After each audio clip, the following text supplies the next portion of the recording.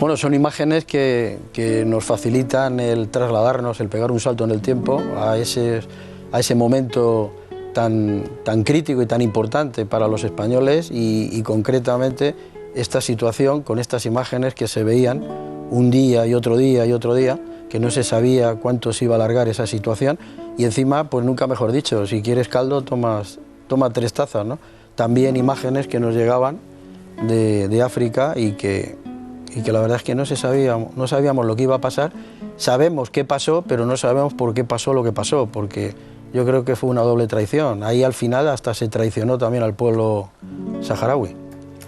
Hombre, yo, Alfonso, no sería tan duro, aunque hay mucho, está muy fundamentado este juicio que emites, pero yo tan duro no sería.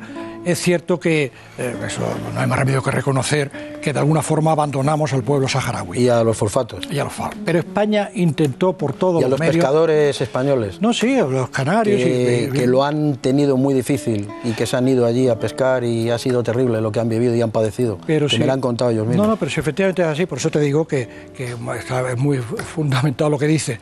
Pero también yo creo que hay que dejar constancia de que España actuó allí siempre con una gran nobleza de miras. Es decir, España, a mí me es fácil, como el tema del Sáhara lo conozco, y en cambio por razones obvias no viví lo de nuestra colonización en Hispanoamérica, pero me es fácil extrapolar en qué consistió, porque en el Sáhara España en realidad lo que hizo fue hospitales, escuelas, carreteras, dispensarios, y prácticamente no sacó nada. Es decir, en los fosfatos la inversión fueron unos 55.000 millones de pesetas, costó el tema de la inversión en la dragalina, en la cinta que llevaba a lo largo de 100 kilómetros. El Polisario la voló en una ocasión. El Polisario la voló al final.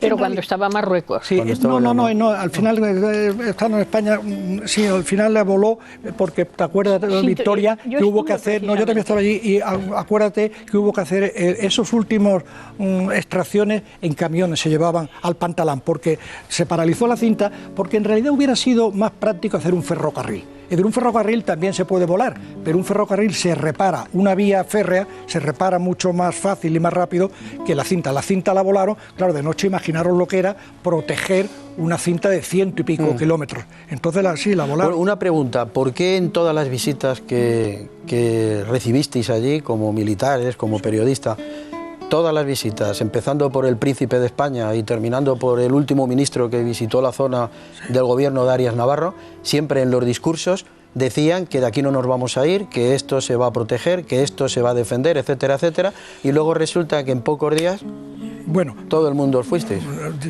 Porque no se sabía... Eso los entresijos de la cuestión, sí, el ejército se portó de una forma gloriosa y a pesar suyo dejó el territorio. Y yo supongo, no sé lo que pasaba en España, pero todos estábamos con los saharauis. Lo que ocurre es que al final hubo una serie de posturas encontradas porque querían que nos vieran como enemigos y convertirlos en enemigos nuestros. Hubo una serie de situaciones falsas, equívocas y verdaderamente... Hay que tener en cuenta que nuestro ejército no hubiera tenido problemas, no lo digo yo, los anuarios militares de la época consideraban al ejército español entre las primeras unidades militares, entre las 4 o 5 primeras unidades militares.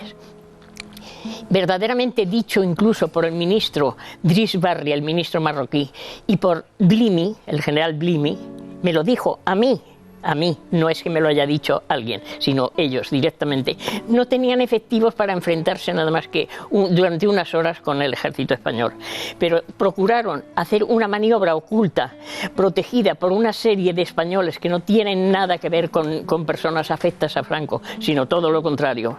Esto en realidad, dicho así, no se puede resumir.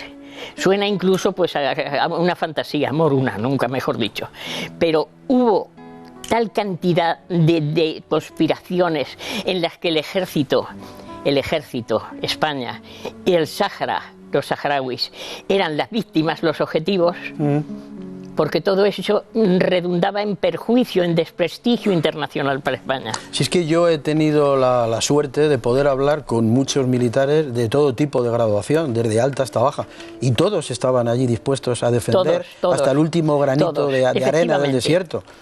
Y de hecho, luego lo vamos a escuchar, Mariano Cuesta cuenta que los últimos que volvían casi con lágrimas en los ojos. Sí, sí, sí.